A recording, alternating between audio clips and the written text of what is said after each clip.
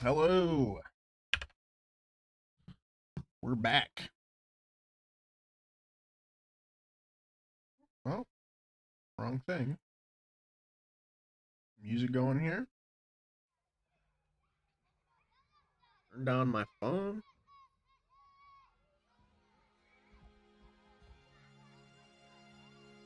All right, today we are doing some ES6 on Free Code Camp.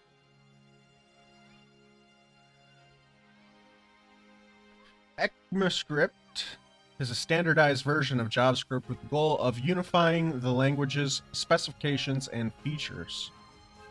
As all major browsers and JavaScript runtimes follow this specification, the term ECMAScript is interchangeable with the term JavaScript.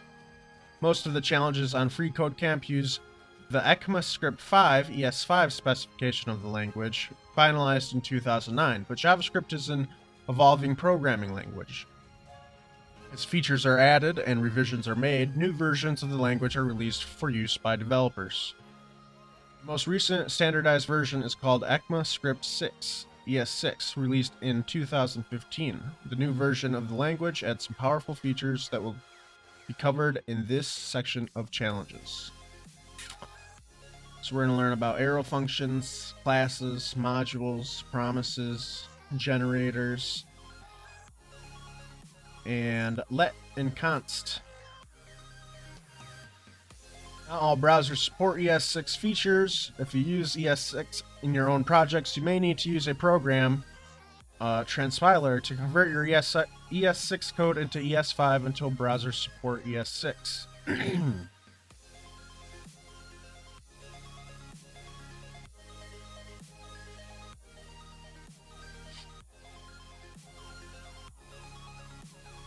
Alright, let's explore differences between the var and let keywords. One of the biggest problems with declaring variables with the var keyword is that you can overwrite variable declarations without an error. As you can see in the above code, the camper variable is originally declared as James and then overridden to be David. In a small application, you might not run into this type of problem, but when your code becomes larger, you might accidentally overwrite a variable that you did not intend to overwrite.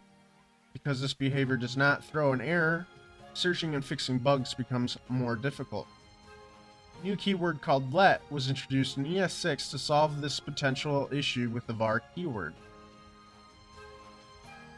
If we were to replace var with let in the variable declarations of the code above, the result would be an error. This error can be seen in the console of your browser. So unlike var, when using let, a variable with the same name can only be declared once. Note the use strict. This enables strict mode, which catches common coding mistakes and unsafe actions. For instance,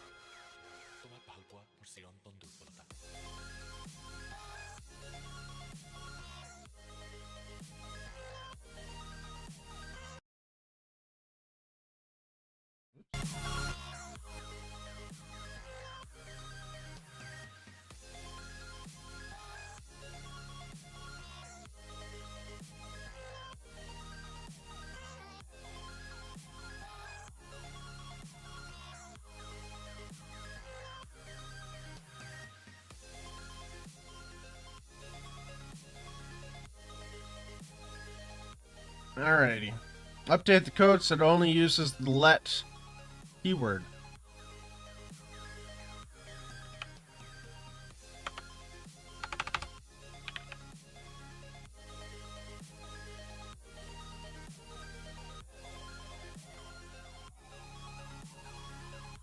We have liftoff. Compare scopes of the var and let keywords. When you declare a variable with the var keyword, it is declared globally, or locally if it's declared inside a function. The let keyword behaves similarly, but with some extra features. When you declare a variable with the let keyword inside a block, statement, or expression, its scope is limited to that block, statement, or expression. For example, so we got a number array, pushing numbers into it.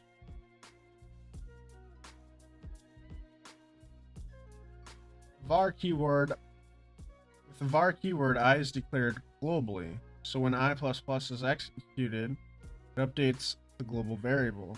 The code is similar to the following.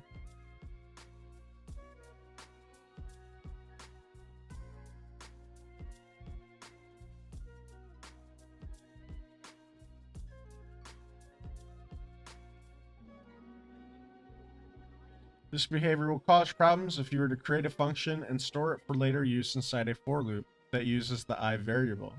This is because the stored function will always refer to the value of the updated global I variable.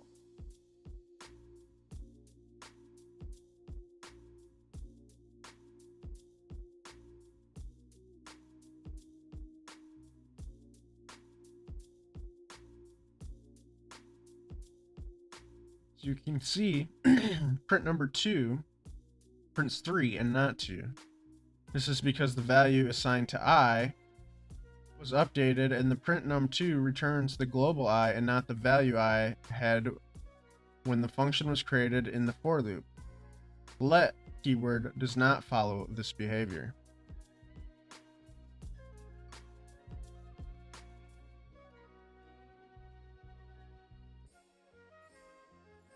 I is not defined because it was not declared in the global scope.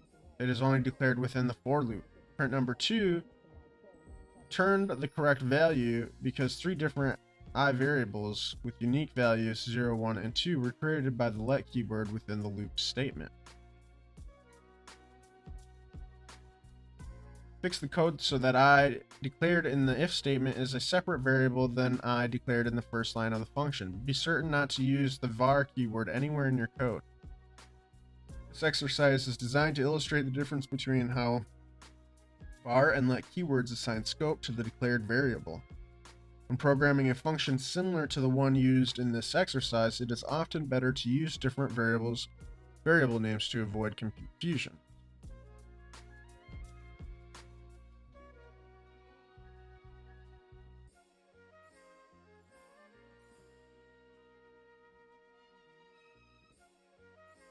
So we want it to say block scope is block scope. And then we want this one to say function scope. But as it is,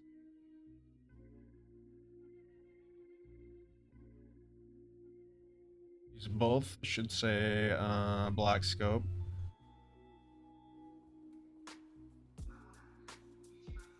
So if we say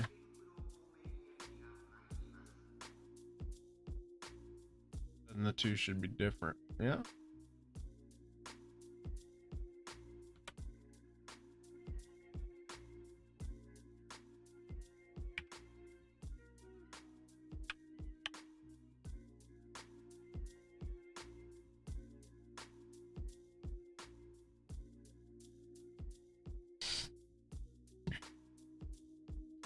Declare a read-only variable with the const keyword.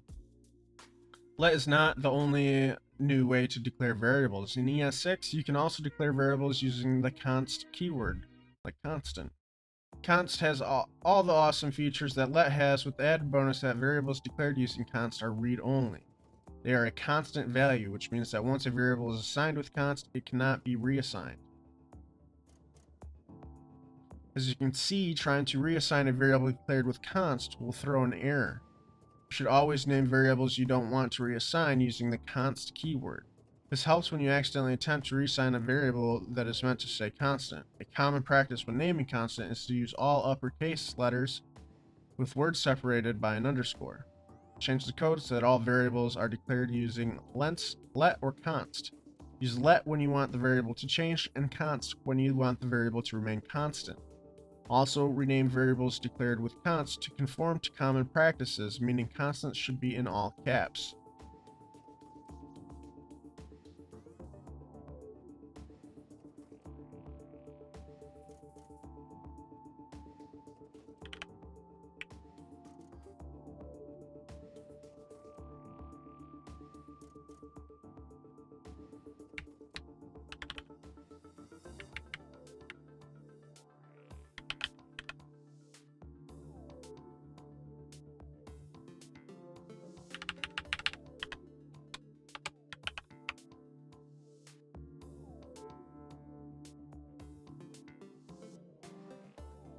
So I think that should do it.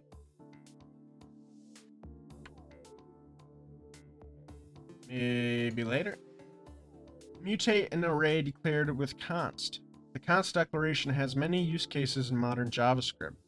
Some developers prefer to assign all their variables using const by default, unless they know they will need to reassign the value. Only in that case they use let. However, it is important to understand that objects, including arrays and functions, assigned to a variable using const are still mutable. Using the const declaration only prevents reassignments of the variable identifier.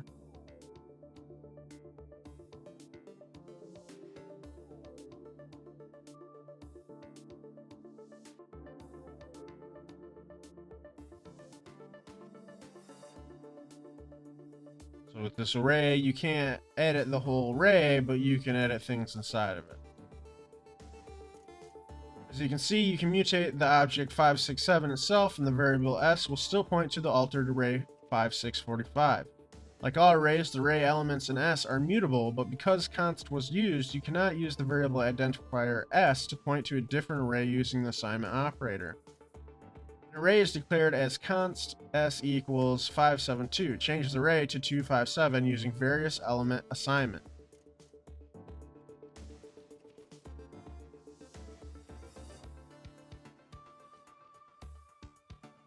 So we want to change 572 to 257.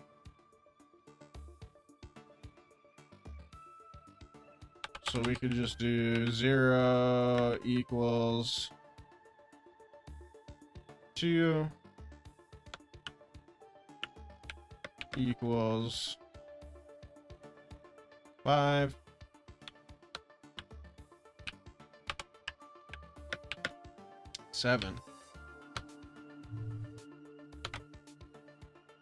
Prevent object mutation. As seen in the previous challenge, const declaration alone doesn't really protect your data from mutation. To ensure your data doesn't change, JavaScript provides a function object.freeze to prevent data mutation.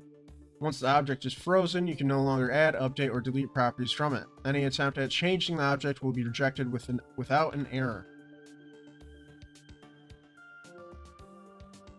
We have this object that says for free code camp, it's a review that says it's awesome. We're going to freeze the object. It's trying to change object.review to bad. It's going to be ignored.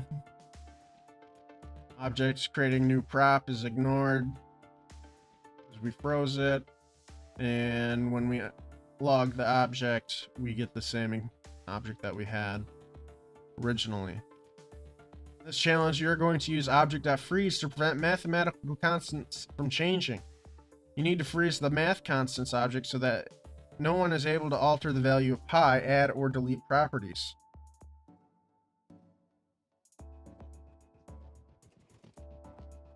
So you want to take math constants and we want to freeze it. Oh, we need to do object.freeze. There we go.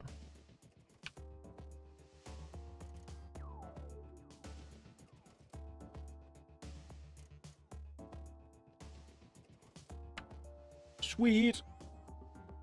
Use arrow functions to write concise, anonymous functions. In JavaScript, we often don't need to name our functions, especially when passing a function as an argument to another function. Instead, we create inline functions. We don't need to name these functions because we do not reuse them anywhere else. To achieve this, we often use the following syntax. Constant myFunction equals function. ES6 provides us with the syntactic sugar to not have to write anonymous functions this way. Instead, you can use arrow function syntax.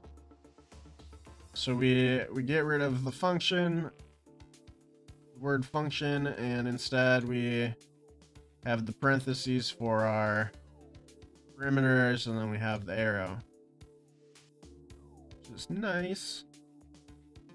There's no function body and only a return value. Arrow function syntax allows you to omit the keyword return as well as the brackets surrounding the code. This helps simplify smaller functions into one-line statements. Boom. That's pretty dope. This code will return value by default. Rewrite the function assigned to the variable magic, which returns a new date. To use arrow function syntax, I'll also make sure nothing is defined using the keyword var.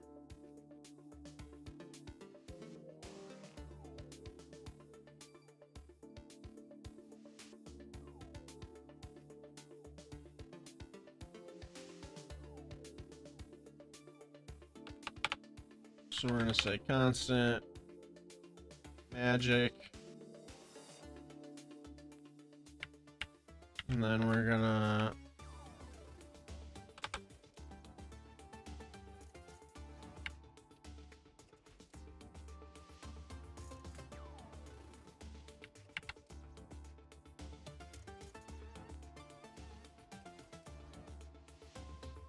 boom. It's pretty sweet. Write arrow functions with perimeters. Just like a normal function, you can pass arguments into arrow functions. Doubles the input value and returns it.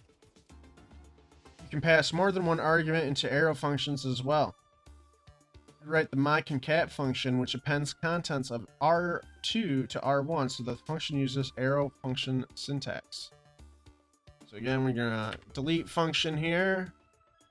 We're gonna change this to a const. We're gonna do our special arrow, and then we can get rid of the return, and we can get rid of all this.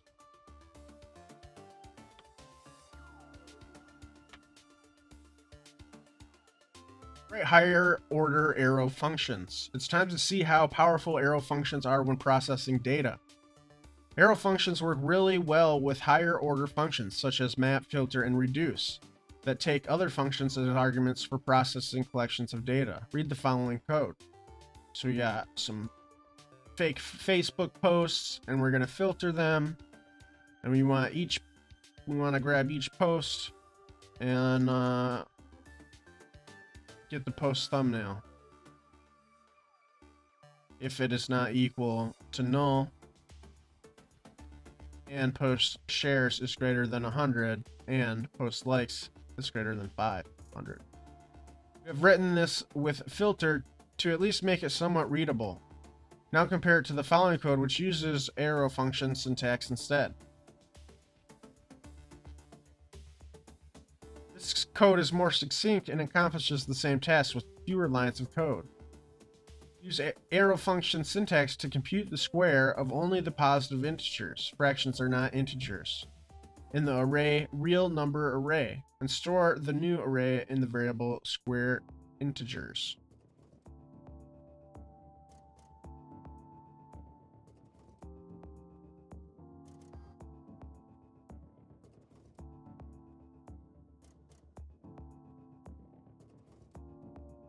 All right, so we have our array.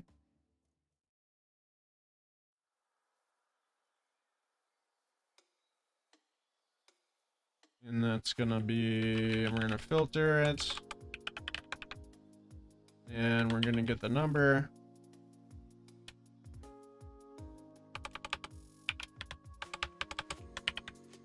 Oops.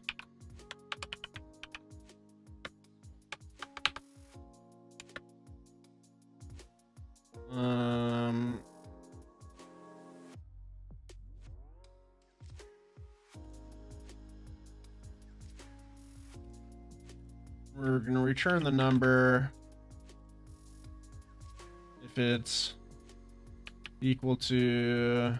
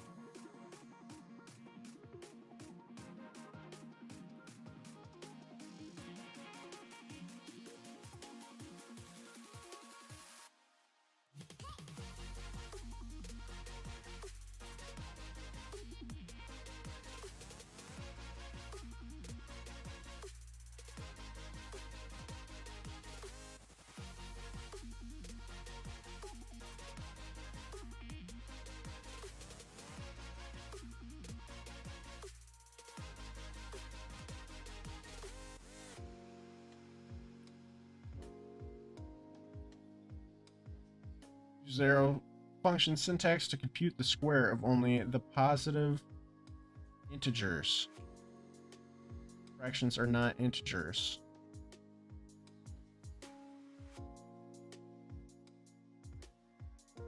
Let's see here, JavaScript.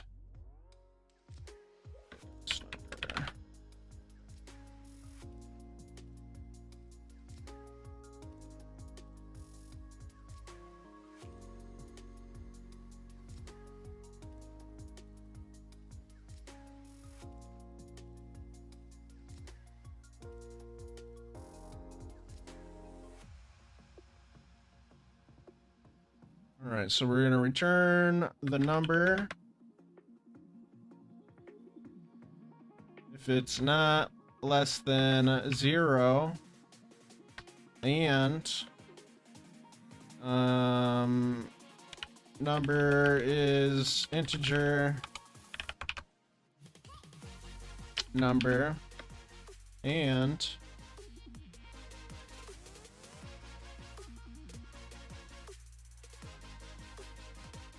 I think that's it. So it has to be, the number has to be greater than 0. And it has to be an integer.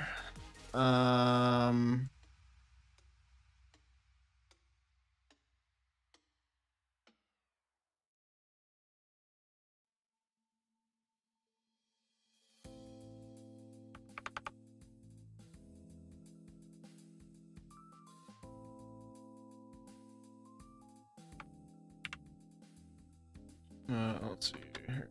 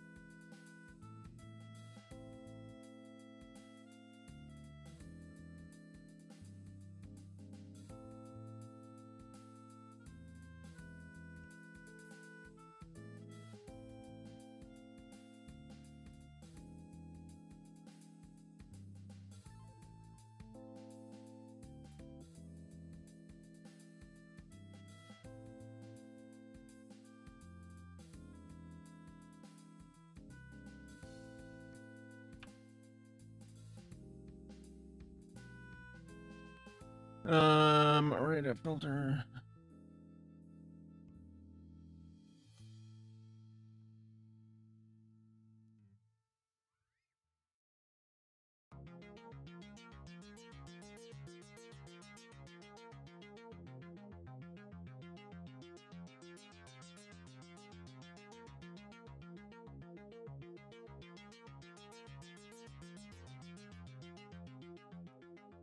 All right, let's see where we're.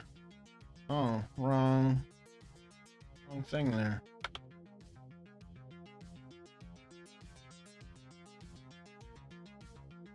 The heck?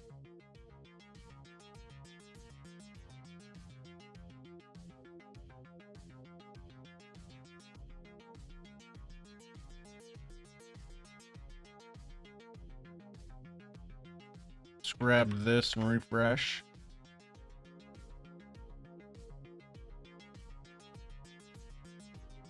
All right.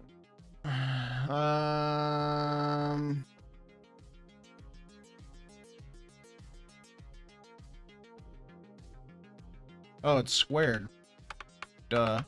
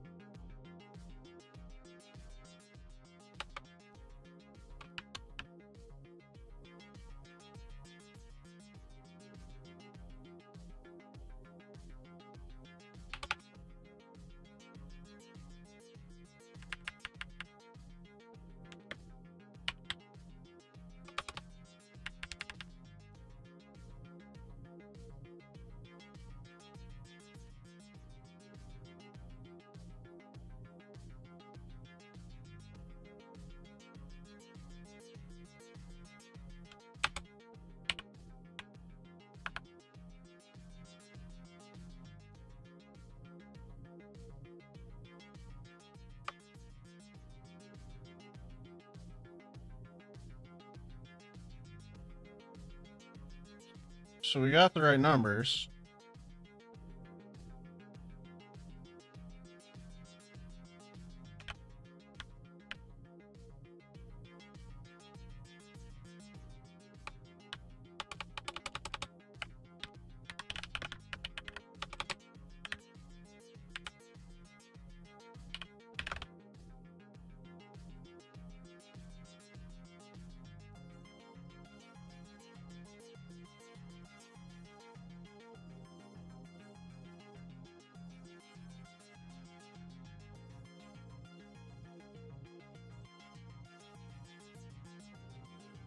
That's not what I want. I want this.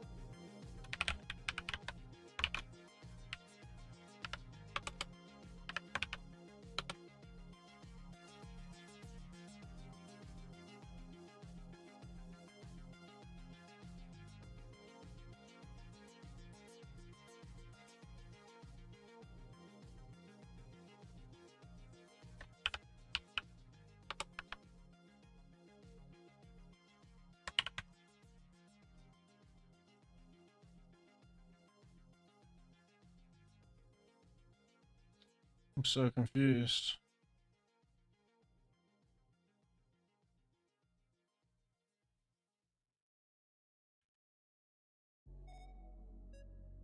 No.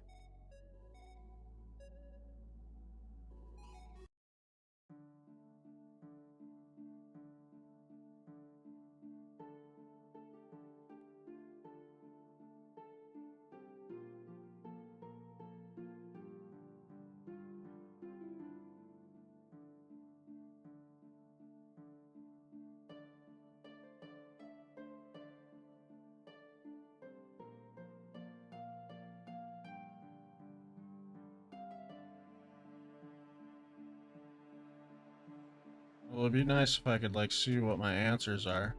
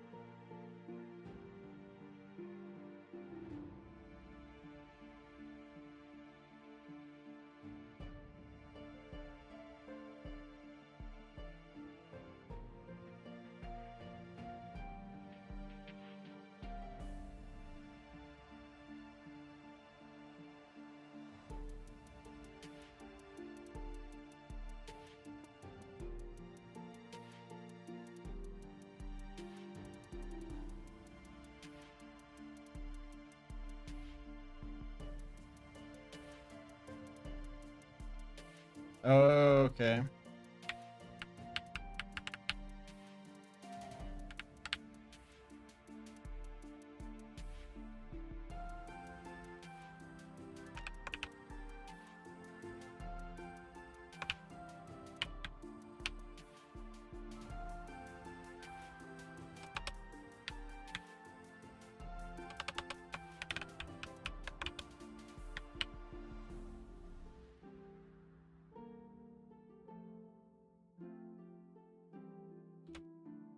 Boom.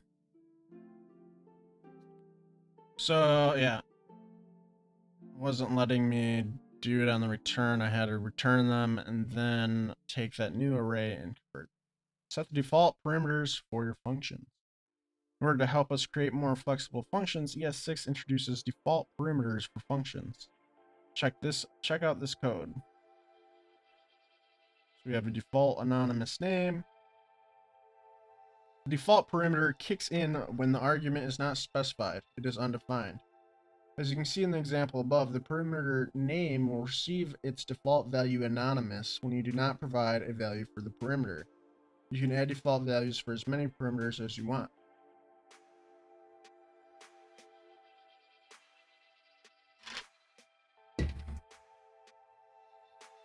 Modify the function increment by adding default parameters so that it will add 1 to number if the value is not specified.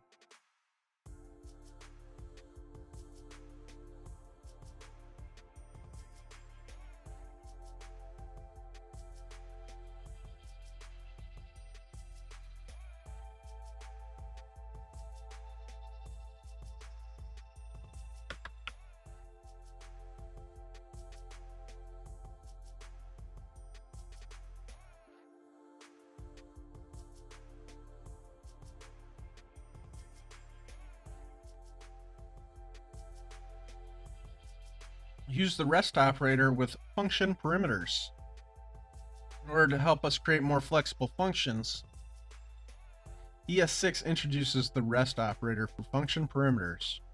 With the REST operator, you can create functions that take a variable number of arguments. These arguments are stored in an array that can be accessed later from inside the function. Check out this code.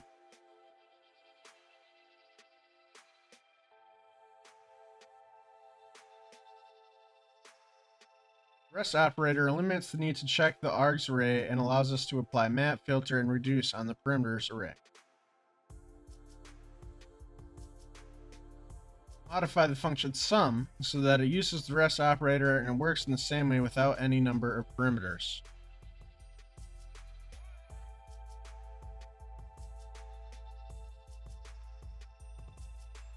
Or with any number of parameters. Alright, so we're gonna have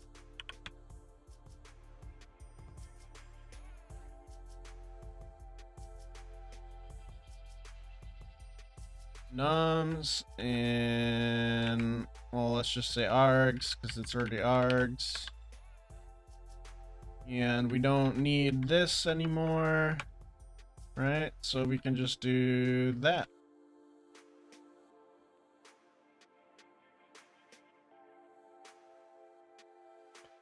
ES6 introduces the spread operator, which allows us to expand arrays, other expressions in places where multiple parameters or elements are expected. The ES5 code below uses apply to compute the maximum value in an array.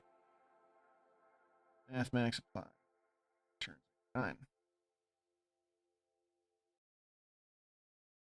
We had to use mathmax apply null array because mathmax array returns not a number. Mathmax expects comma separated arguments, but not an array.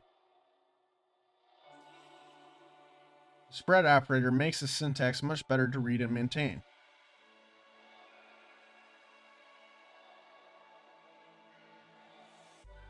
Spread operator makes the syntax okay, I already read that. Array returns an unpacked array. In other words, it spreads the array. However, the spread operator only works in place, like in an argument to a function or an array or literal. Following code will not work.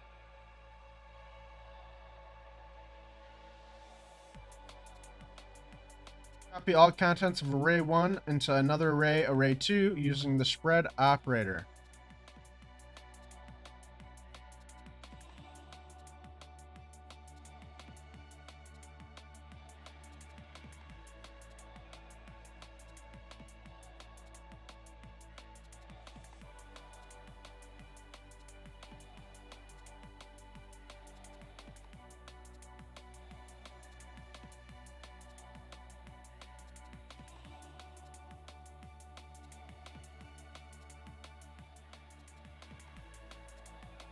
So I think it's just telling us that it has to go in the array.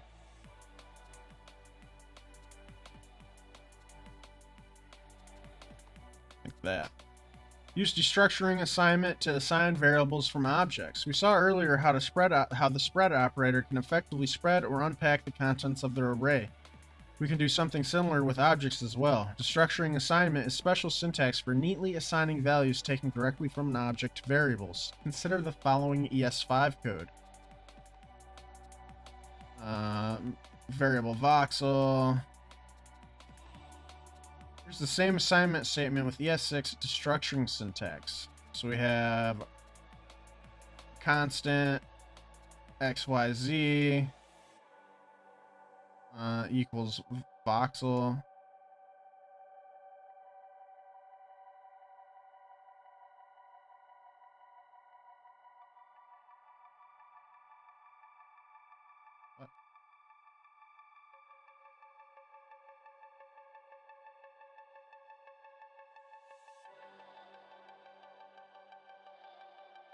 Okay, here, I see. It's not, it's basically you need to pretend like this is...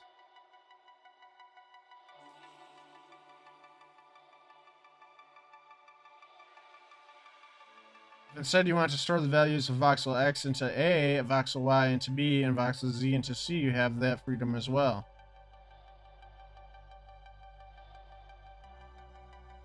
You may read it as get the field X and copy the value into A, and so on. Use destructuring to obtain the length of the input string and assign the length to length in line.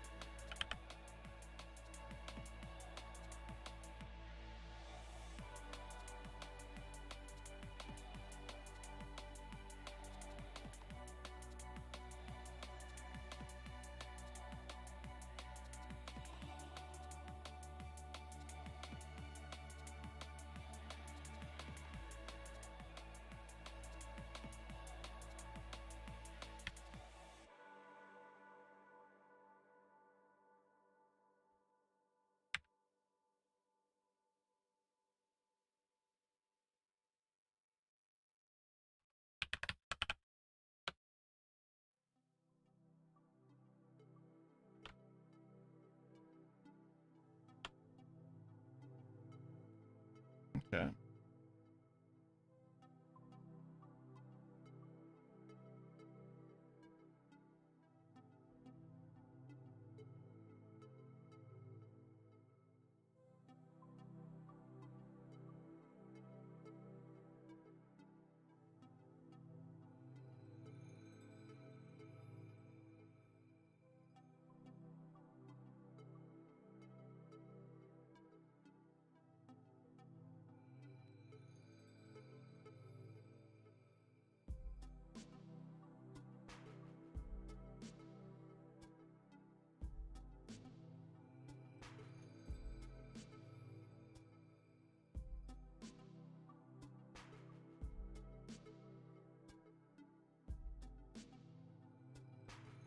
So I don't know how to do this.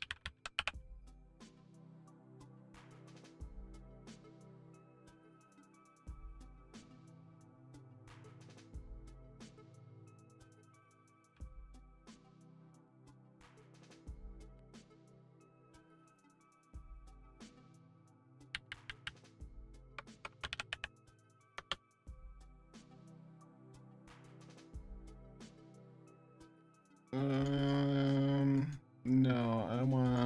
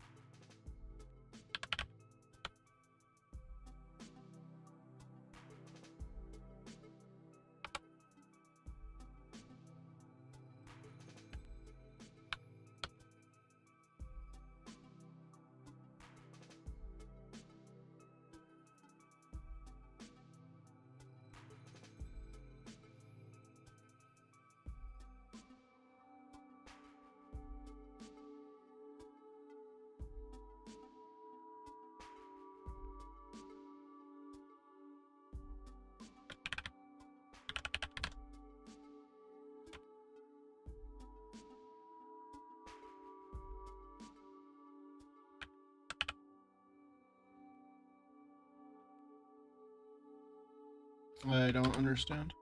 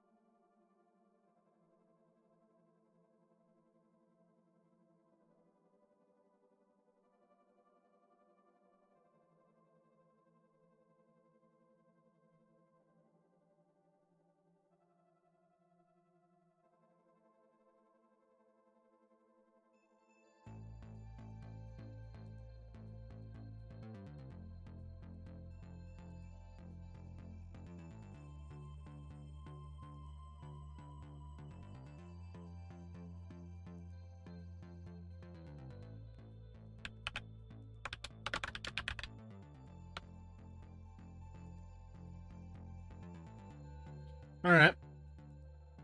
Got it. Use destructuring assignment to assign variables from nested objects. We can similarly destructure nested objects into variables. Consider the following code.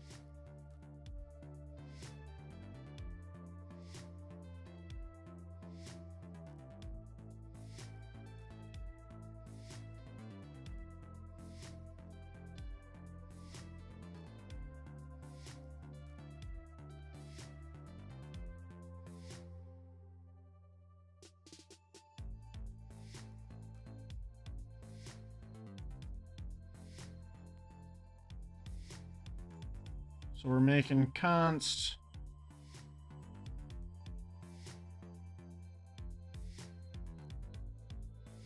we're destructuring, we're taking A, we're looking at start, and then we're looking at the X and the Y, and we're assigning them to start X and start Y. Const. Above example, the variable start is assigned the value of a.start, which is also an object. Use a structuring assignment to obtain max of forecast tomorrow and assign it to max of tomorrow.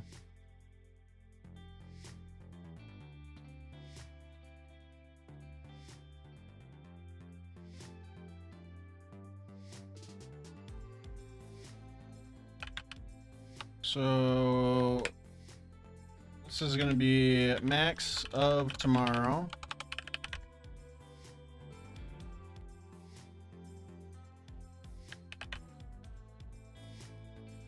Actually, no, this is going to be local forecast.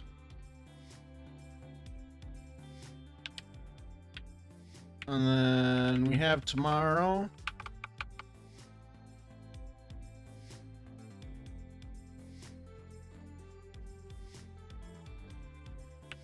And we want the max. And we want to call it max of tomorrow.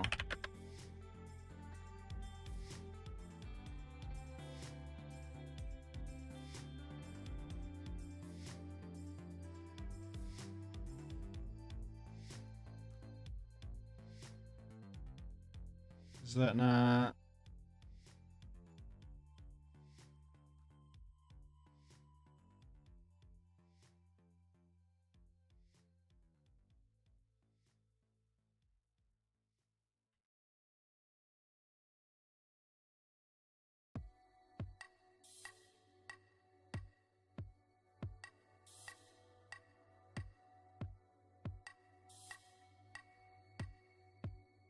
Am I not doing that?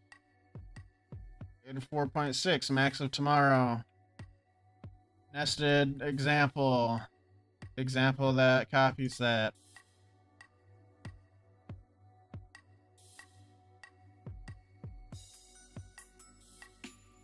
What?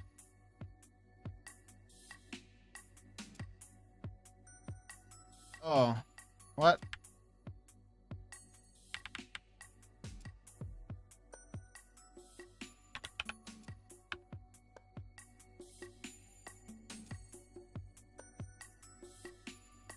Okay, that makes sense. Use destructuring assignment to assign variables from arrays. ES6 makes destructuring arrays as easy as destructuring objects. One key difference between the spread operator and array destructuring is that the spread operator unpacks all contents of an array into a comma-separated list.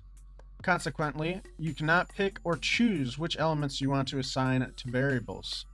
Structuring an array lets us do exactly that.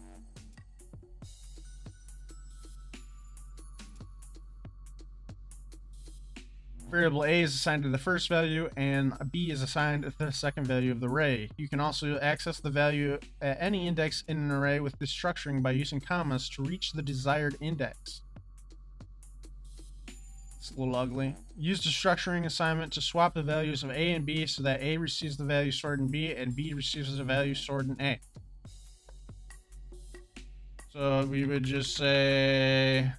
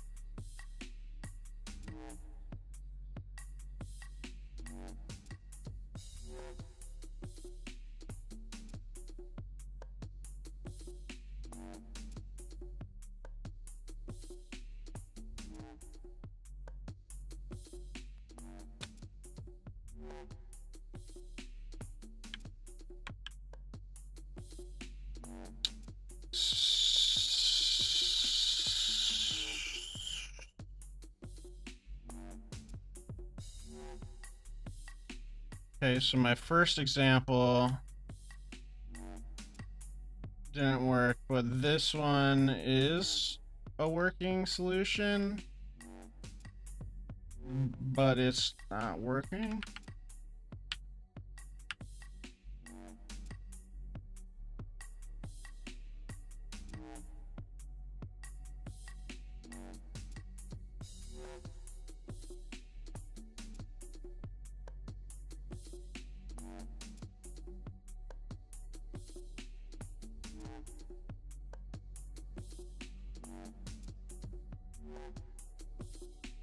Oh, I see. So we need to get rid of the const, because it's const. You can't swap the array. You can't make the array a new array. So you need to do it without.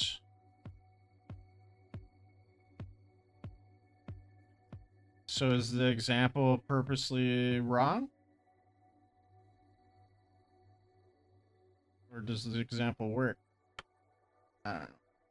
Use destructuring assignment with the rest operator to reassign array elements. In some situations involving array destructuring, we might want to collect the rest of the elements into a separate array. The result is similar to array prototype slice as shown below.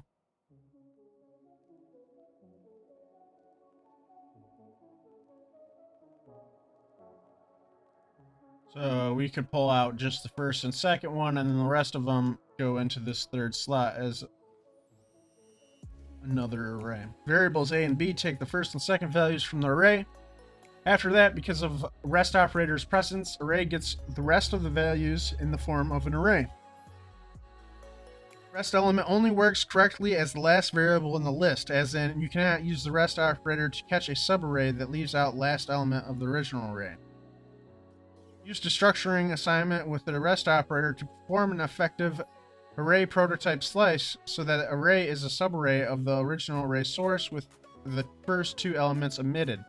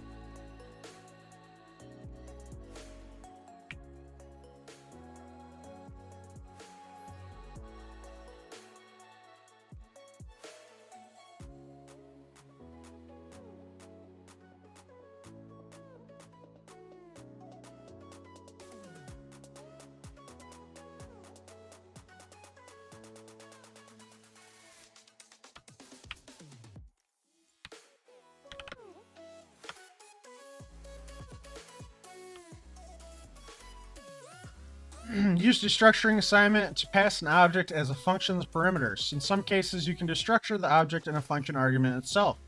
Consider the code below.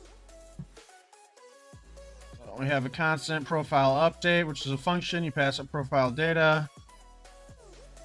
And we are unpacking name, age, nationality, location from the profile data, and then we can do something with the variables. This effectively destructures the object sent into the function. This can also be done in place. So instead of passing profile data, we can, we're still passing it, but we're going to unpack name, age, nationality, and location from whatever we pass this. This removes some extra lines and makes our code look neat.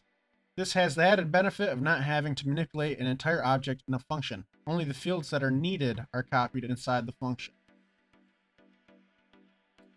Use destructuring assignment within the argument to function half to send only max and min inside the function.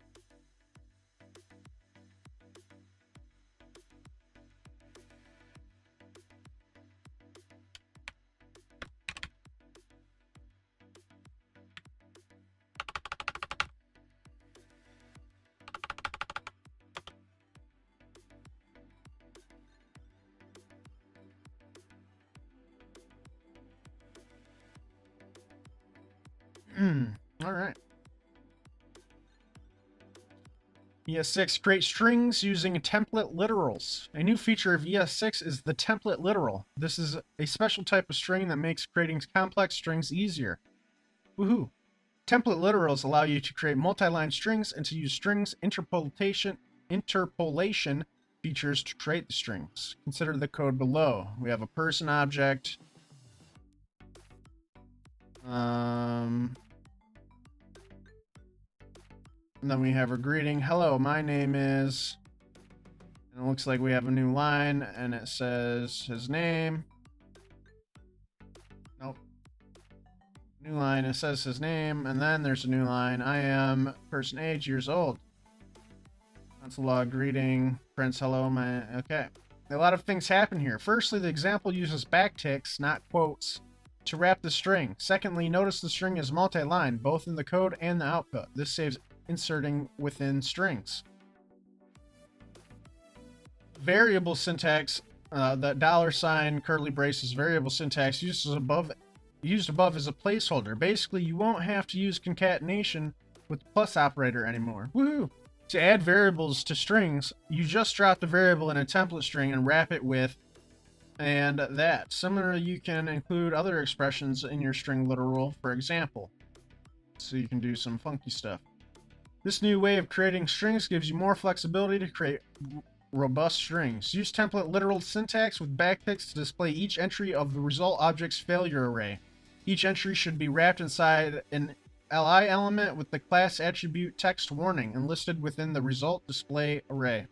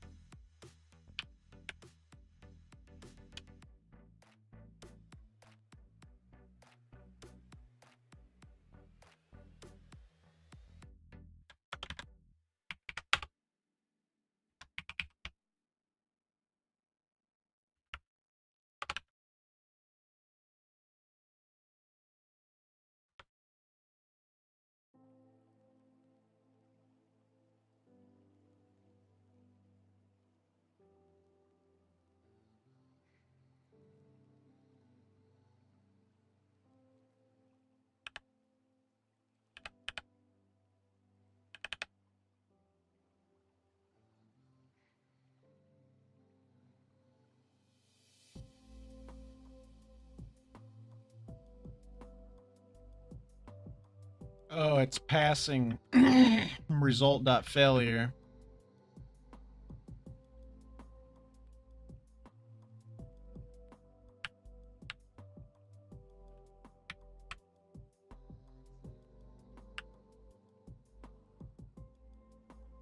There we go. Write concise object literal declarations using simple fields. ES6 adds some nice support for easily defining object literals. Consider the following code. Get mouse position. Get mouse position is a simple function that returns an object containing two fields. ES6 provides the syntactic sugar to eliminate the redundancy of having to write XX. You can simply write X once, and it will be converted to X is X, or something equivalent under the hood. Here's the same function from above rewritten to use this new syntax. Use simple fields with object literals to create and return a person object.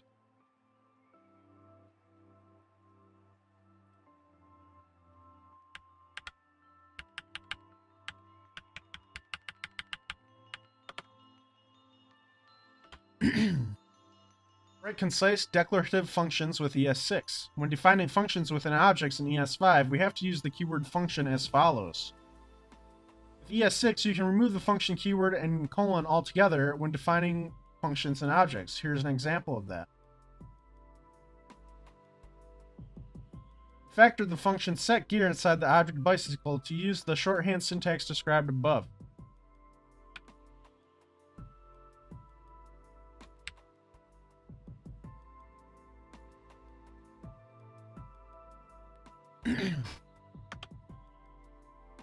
Use class syntax to define a constructor function.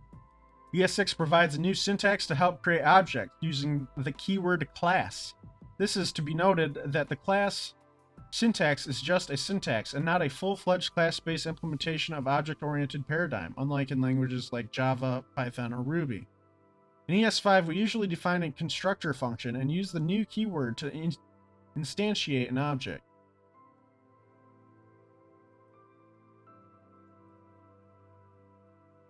Class syntax simply replaces the constructor function creation.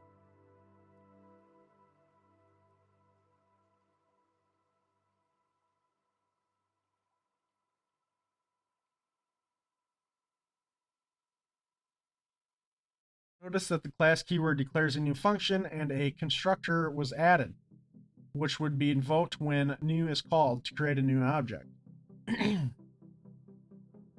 Use class keyword and write a proper constructor to create the vegetable class. A vegetable lets you create a vegetable object, which is with a property name to be passed to a constructor.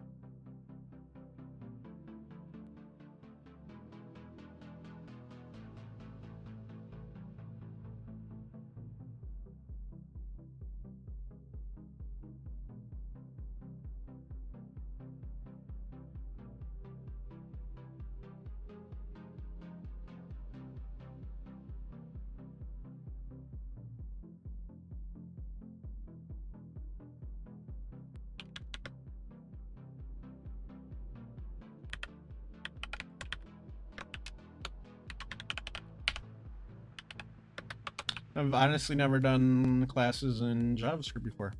We're gonna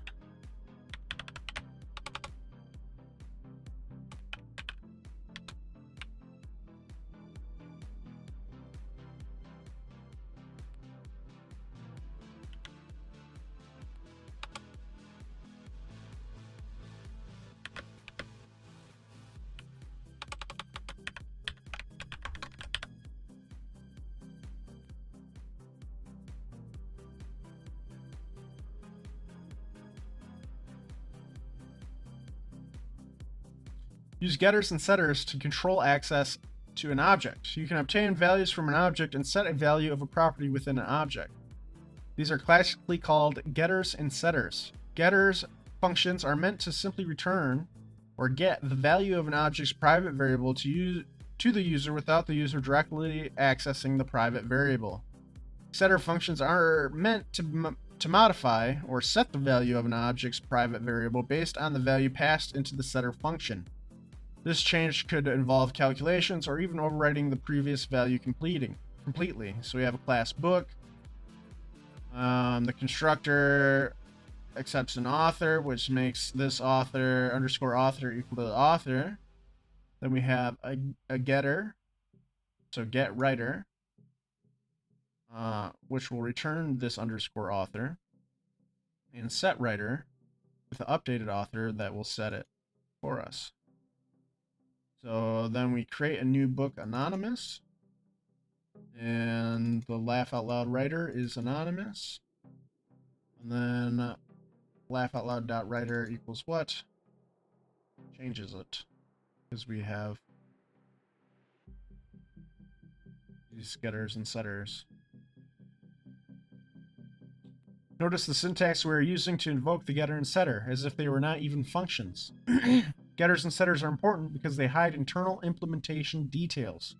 Use class keyword to create a thermostat class. Constructor accepts Fahrenheit temperature.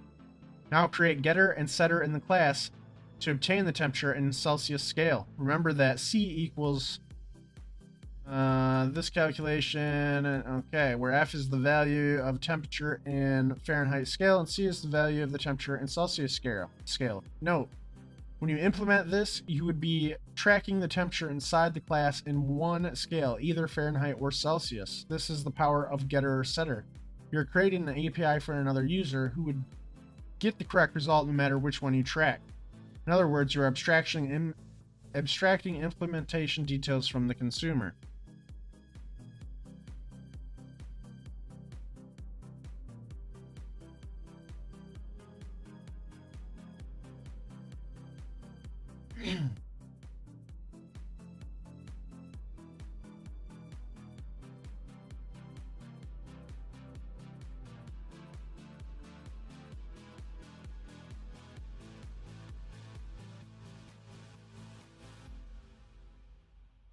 I see. So like inside we're using Celsius, but we're passing. So we need class thermostat, and that's going to take, oh no. We do a constructor, and that will take our Fahrenheit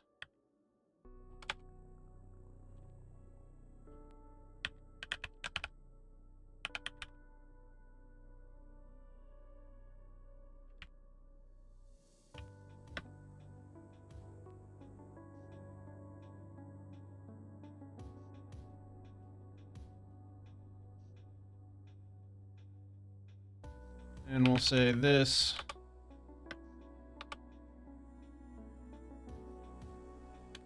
temp equals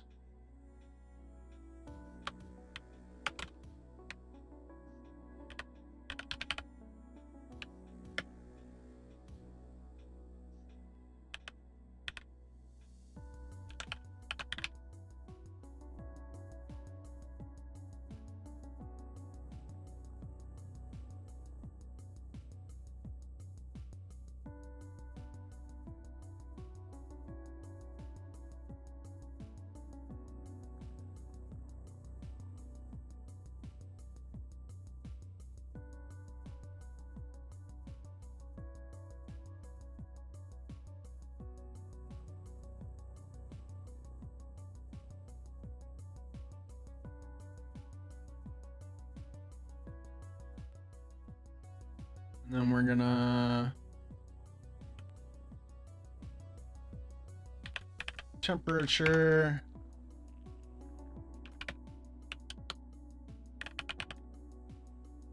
when we get it, we're gonna return this. Let's see here. We're gonna return it in Celsius, which equals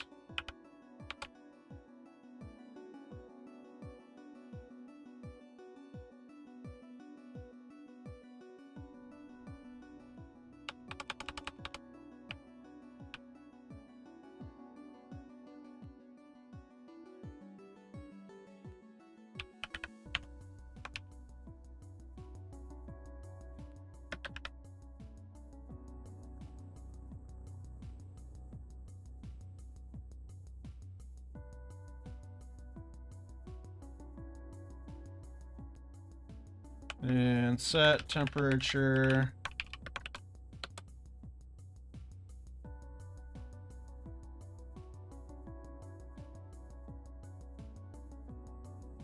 and this is Celsius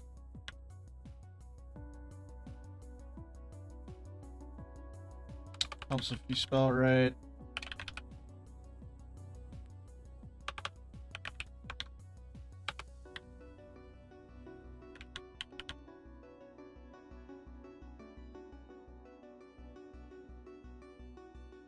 So for this, we're going to say this temp Fahrenheit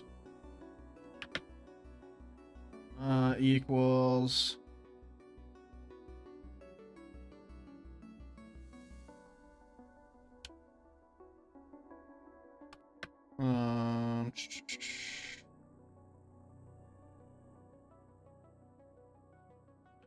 temp Celsius times 9.0 by 5 plus 32.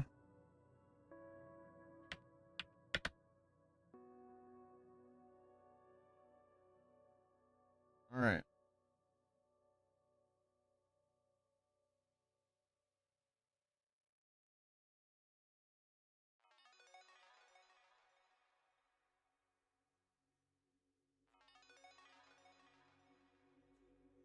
We make a new thermostat.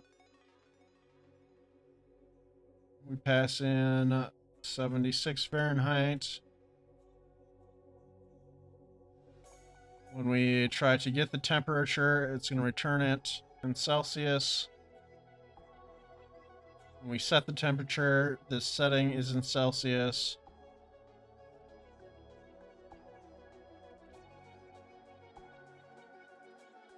Right. See. We did it. Understand the difference between import and require. In the past, the function require would be used to import the functions and code in external files and modules. While handy, this presents a problem. Some files and modules are rather large, and you may only need certain code from those external sources. ES6 gives us a very handy tool known as import. With it, we can choose which parts of a module or file to load into a given file, saving time and memory. Consider the following example. Imagine that math array function has about 20 functions, but I only need one, count items, in my current file. The old require approach would force me to bring in all 20 functions. With this new import syntax, I can bring in just the desired function like so. So we're going to import just count items from math array functions. A description of the above code. There are a few ways to write an import statement, but the above is a very common use case. Note, the white space surrounding the function inside the curly braces is a best practice. It makes it easier to read the import statement. The lessons in this section handle non-browser features. Import and the statements we introduce in the rest of these lessons won't work on a browser directly. However, we can use various tools to create code out of this to make it work in the browser. Note, in most cases, the file path requires a ./ before it. Otherwise, Node will look in the Node modules directory first, trying to load it as a dependency. Add the appropriate import statement that will allow the current file to use capitalized string function. The file where this function lives is called string functions and is in the same directory as the current file. So we have use strict. We're going to import capitalized string from string functions.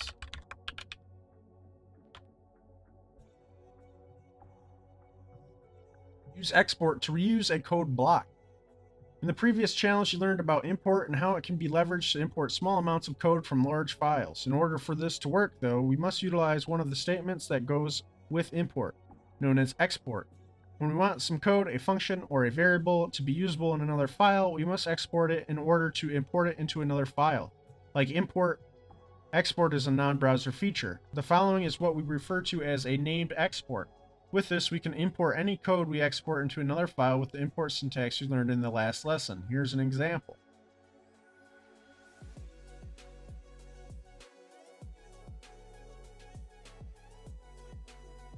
Alternatively, if you would like to compact all of your export statements into one line, you can take this approach.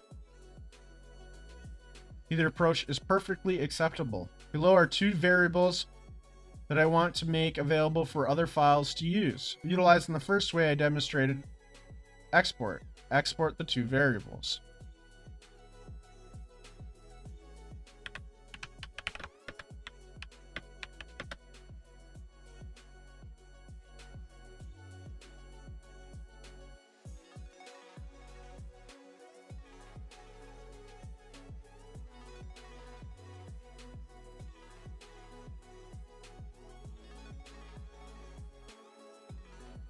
Oh.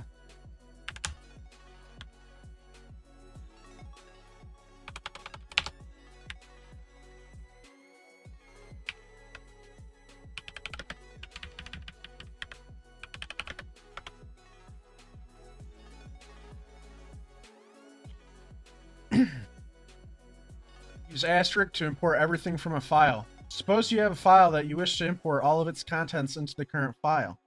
This can be done with the import syntax.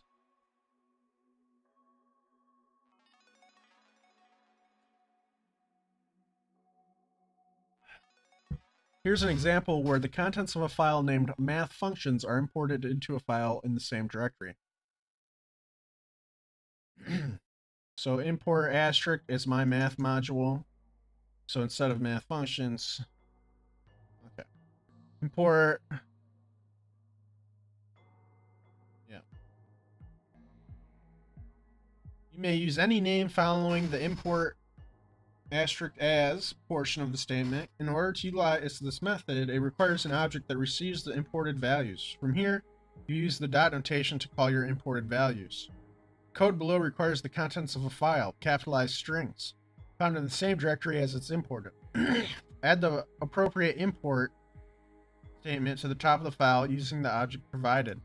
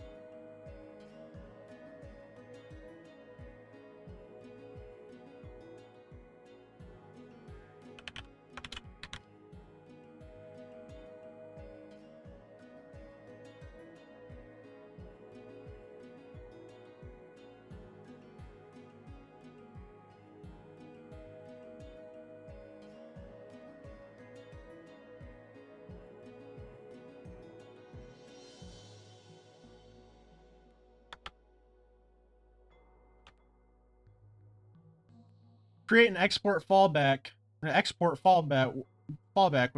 default. In the export lesson, you learned about the syntax referred to as named export. This allowed you to make multiple functions and variables available for use in other files. There's another export syntax you need to know, known as export default. Usually you will use this syntax if only one value is being exported from a file. It is also used to create a fallback value for a file or module. Here's a quick example of export default. Since export default is used to declare a fallback value for a module or file, you can only have one value be a default export in each module or file. Additionally, you cannot use export default with var, let, or const. The following function should be the fallback value for the module. Please add the necessary code to do so. Export this default function, please. Import a default export. In the last challenge, you learned about export default and its uses. It is important to note that to import a default export, you need to use a different import syntax. In the following example, we have a function add that is the default export of a file math functions. Here's how to import it. Import add from math functions. The syntax differs in one key place. The imported value add is not surrounded by curly braces. Unlike exported values, the primary method of importing a default export is to simply write the value's name after import. In the following code, please import the default export subtract from the math functions found in the same directory as this file. So we are going to import subtract from math functions.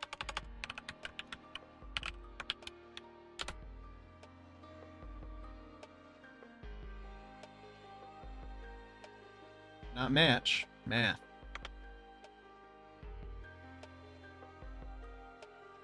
That's it. That's it. We're done. We're done with this section. Awesome. Awesome possum.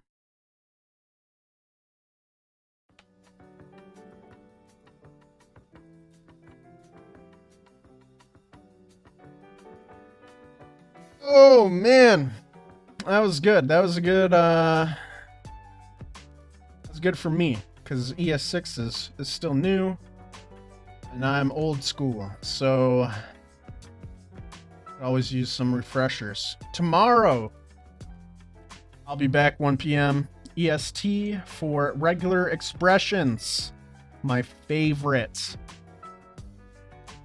Yay. I'll also be back later tonight, 8 p.m. EST for some Clash Royale.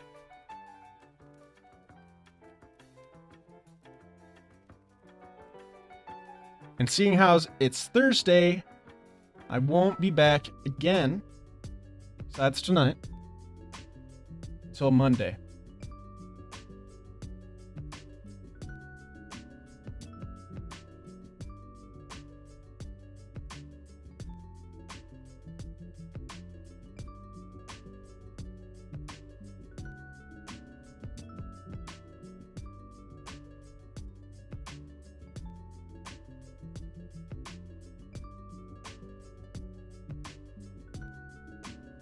Have a good one.